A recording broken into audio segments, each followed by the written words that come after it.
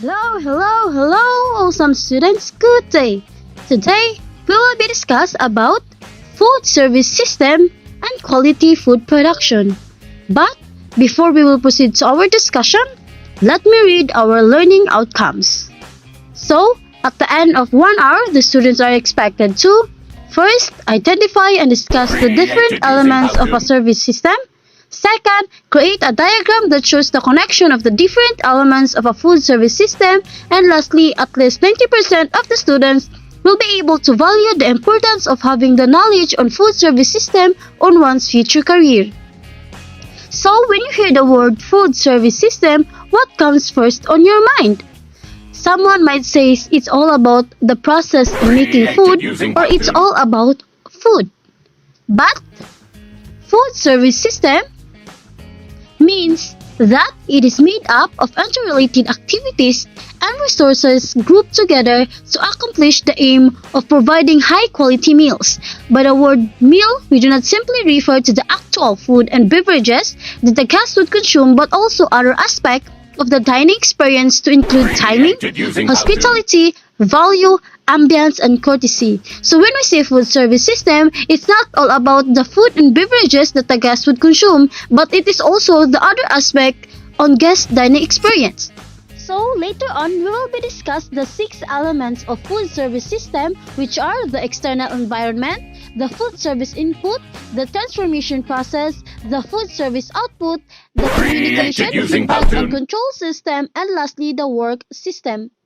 We will also discuss the types of food service elements, which are the conventional system, the centralized system, the cook and chill or freeze system, and lastly, the assemble and serve system. So now, let's first discuss the first elements of food service system, which is the external input. So external input, this refers to the resources and materials required from external sources such as raw ingredients, equipment, utilities, and human resources. It is essential to have a reliable and timely supply of these inputs to maintain the smooth functioning of the food service system.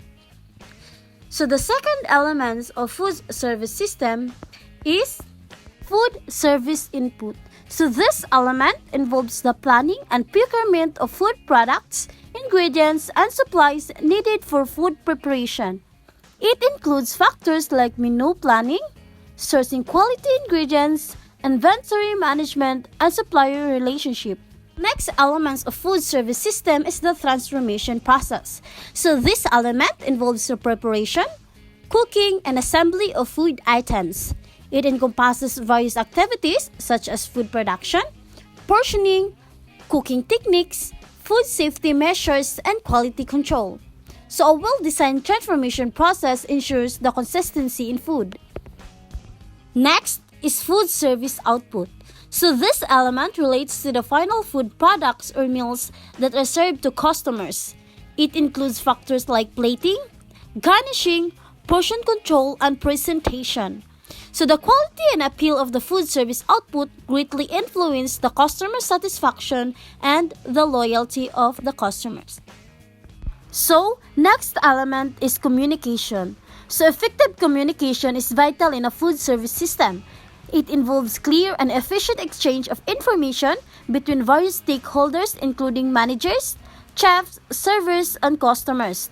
So good communication facilitates smooth coordination, timely service, and accurate order taking. The last element is the work system. So the work system encompasses the organization, rules, responsibilities, and workflow within a food service establishment. It includes job design, staffing, training, and schedule of employees. A well-structured work system promotes efficiency, productivity, and employee satisfaction.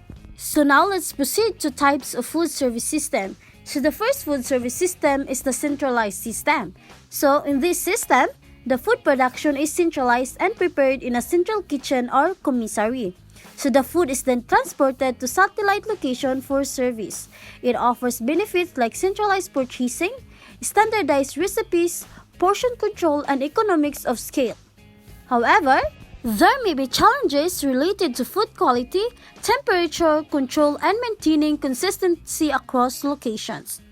So next is the conventional system. So this system follows a traditional approach where food is prepared on site just before it is served. It involves a continuous flow of food production, typically with separate workstations for various tasks. The conventional systems allows for customization and immediate respondent. So the next system is the cook and chill or freeze system.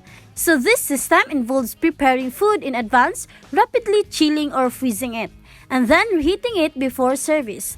It allows for batch production, extended shelf life, and flexible serving times. However, careful temperature control and proper packaging and reheating is a must. So the last type of food service system is the assemble and serve system. So this is also known as the just-in-time system. This approach involves minimal food production on site. Food items are pre-prepared and partially cooked, and the final assembly or finishing takes place closer to serving time. It offers speed, convenience, and simplified operations, but may limit customization and require careful coordination of assembly and service. So thank you, that is all for today's discussion. So for your assessment activities, direction, create your own diagram that shows the connection of the different elements of the food service system and each of its components. So you are given the free will as to how you will create your diagram. It can be hand-drawn and written, or you can use different technology platform as long as you can create your own diagram. So this is the criteria for your assessment.